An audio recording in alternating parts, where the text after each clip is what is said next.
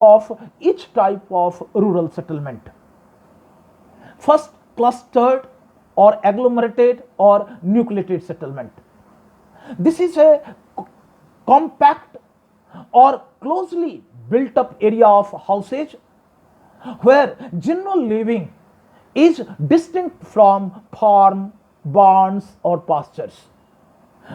It means that people live in a certain place in a compacted manner, and that living place is different from the farm, barns, or pasture land. It is away from that farmland.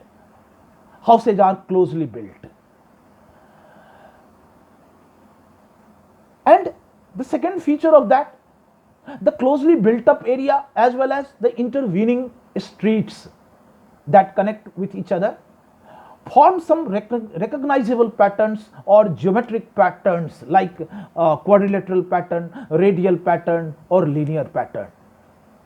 Different streets, they connect each other in the quadrilateral manner or radial, I like in a certain area of Gujarat plain or Rajasthan, where water is scarce, water is found at a particular source.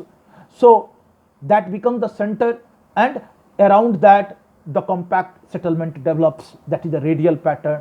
Some patterns develop in the both side along the road, that is the linear pattern. So such patterns, such compact patterns are more frequently found in the fertile alluvial soils of the northern plain as well as in some part of Nagaland or in Rajasthan for maximized use of the limited resources. The second is semi-clustered settlements.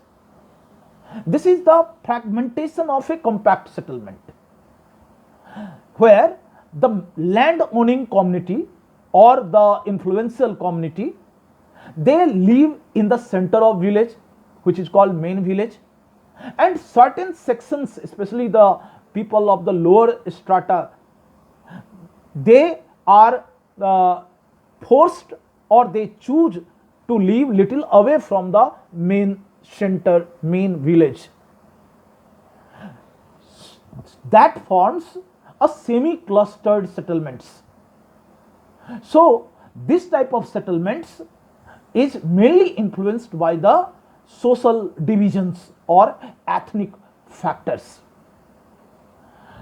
This type of settlement is common in Gujarat plain or in some parts of Rajasthan.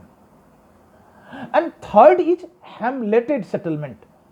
Hamlet in Europe, a very small village, a village of few huts, a few houses without church is called hamlet. So this is relatively fragmented settlements bearing a common name of common village or panchayat and located in a dispersed way. And the dispersed group of the settlement are known by different names in different areas of the country, like Panna, Para, Nagla, Tola, etc. But all they are under one common name of village or panchayat. Such fragmentation of the settlement are more often caused due to the physical restraint or limited availability of resources at a particular place. We can often find such settlements in the lower and middle Ganga valley or lower valley of Himalayas. So normally these Para or Nagla or Tola are separated by physical barriers, but they all are the units of a single village. And the fourth is dispersed settlements or isolated settlements that we find mainly in the remote jungles or on the small hill slopes where a small area, cultivable area is available on the hill slopes. So this area, this type of settlement has a clustering of few huts or few houses in a particular locality of jungle or on hill slopes.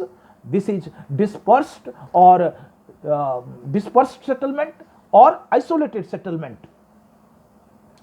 Actually, this type of fragmentation or this type of small settlement is caused mainly by fragmented nature of the land and limited land resource base, limited land resource base available at one place. Uttaranchal, all in the hilly areas, Uttaranchal, Himachal Pradesh and Kerala, etc., have this type of settlements. Thank you in this video. In the next video, we'll talk about the urban settlements.